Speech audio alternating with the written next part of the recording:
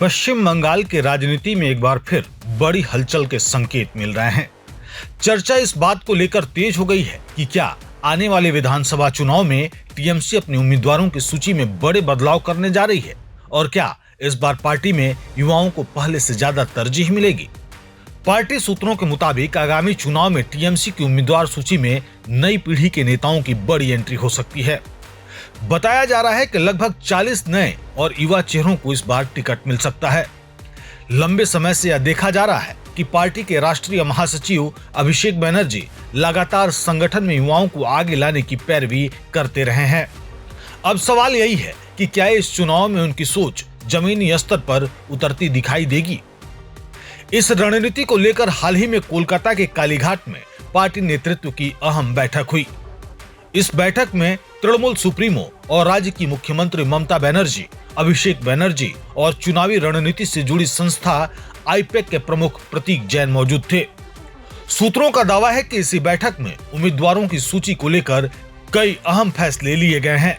जानकारी के मुताबिक बुधवार और गुरुवार को ममता बनर्जी और अभिषेक बनर्जी के बीच कई दौर की बैठकें हुई और संभावित उम्मीदवारों से संपर्क भी किया गया। कहा जा रहा है कि टीएमसी की उम्मीदवार सूची लगभग तैयार मानी जा रही है, हालांकि अंतिम मुहर अभी बाकी है। इस बार की सूची में कुछ चौंकाने वाले नाम भी हो सकते हैं। सूत्रों का कहना है कि राज्य की एक चर्चित गायिका को टीएमसी उम्मीदवार बनाया जा सकता है। वहीं हाल ही में पार्टी में शामिल हुई एक अभिनेत्री के नाम पर भी गंभीरता से विचार चल रहा है। जहां एक तरफ नए चेहरों को मौका देने की तैयारी है, वहीं दूसरी ओर कुछ वरिष्ठ नेताओं के टिकट कटने की भी संभावना जताई जा रही है। पार्टी सूत्रों का कहना है कि ऐसे नेताओं को चुनावी मैदान में उतारने के बजाय संगठनात्मक जिम्मेदारी सौंपी जा सकती है। हालांकि इसे लेकर पार्टी के अंदर गुटबाजी बढ़ने की आशंका पर भी चर्चा शुरू हो गई है।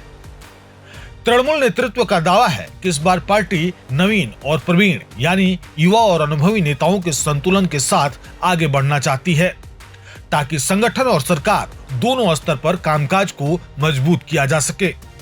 इसी बीच एक और बड़ी चर्चा यह है कि इस चुनाव में राज्य सरकार के कई मौजूदा मंत्रियों की विधानसभा सीटें बदली जा सकती हैं। सूत्रों के अनुसार कई हैवीवेट मंत्रियों को उनकी मौजूदा सीट से हटाकर किसी दूसरे सीट से उम्मीदवार बनाया जा सकता है। इससे साफ है कि इस बार टीएमसी का चुनावी गणित केवल चेहरे बदलने तक सीमित नहीं रहेगा, बल्कि सीटों के स्तर पर भी बड़े फेरबदल देखने को मिल सकते हैं।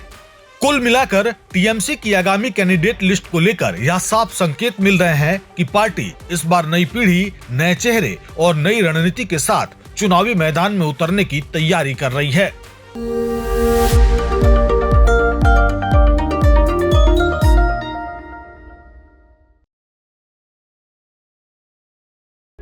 प्रभातखबर.com, विश्वास वही, रफ्तार नहीं।